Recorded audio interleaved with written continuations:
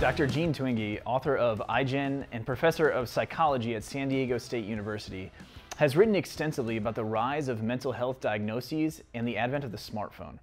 There's been a spike in mental health diagnoses shortly after the release of the first iPhone in 2007.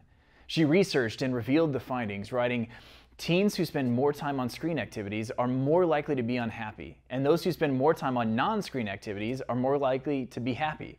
And boys' depression increased by 21% between 2012 and 2015, and girls' increased by 50%, more than twice as much." Citing research conducted between 1991 and 2015 by Monitoring the Future, she records that teens are now lonelier than at any time since the survey began in 1991. The National Alliance on Mental Illness has an entire section of their website dedicated to social media and mental health. They talk about a few specific highlights to focus on in regard to social media and mental health, talking about learning people skills, online bullying, comparing ourselves to others, and isolation.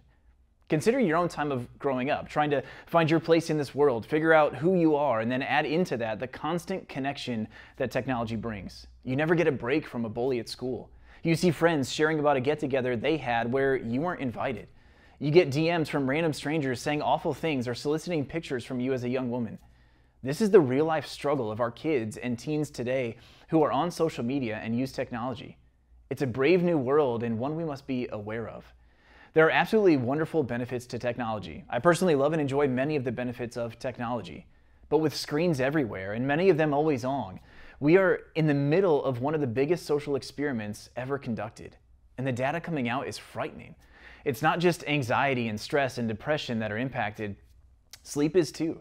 Twenge writes that an extensive meta-analysis of studies on electronic device use among children found similar results, that children who used a media device before bed were more likely to sleep less than they should, more likely to sleep poorly, and more than twice as likely to be sleepy during the day.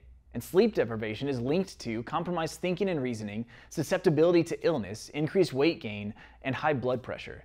People who don't sleep enough are prone to depression and anxiety. Now, I'm not a the sky is falling kind of person, but I think we think less than we should about the impact of the technology and screen time of our kids. It's not the only issue, or sometimes even the primary issue, but it is definitely something that we need to take more into consideration. So if you have a kid who is struggling with anxiety or stress or body dysmorphia or gender identity or sexuality or social anxiety or isolation or bullying or anything else, take a moment to consider what role technology may be playing in their lives. I'm not saying it's the silver bullet that will alleviate all their challenges, but I am saying that technology is probably a strong contributor in many of those situations. It may not be the cause, but it's definitely more an enabler than a cure.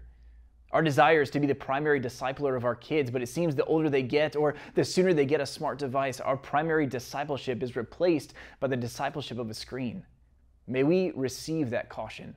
Do a technology audit of our house and our family and come to an understanding about the direction that we are headed. There is a connection between technology and mental health. Directly studied, the more time we spend on screen-based activities, the less happy. The more time we spend on non-screen-based activities, the more happy. There's something here that we need to understand and grow to know more about. Thank you, Ben, for that message. Thanks for joining us for this week's episode of Fridays Are for Families. We place a high value on discipleship, especially in the home, because we believe that strong disciples are made at home. That is why we have a heart to do what we can to empower and equip you to grow as a disciple of Jesus yourself and a disciple maker of your kid. If you have specific questions for information you would like to hear about, we invite you to share them with us, either commenting on this video or on YouTube or Facebook, or by emailing us at family@lifeofpathway.com. See you next week.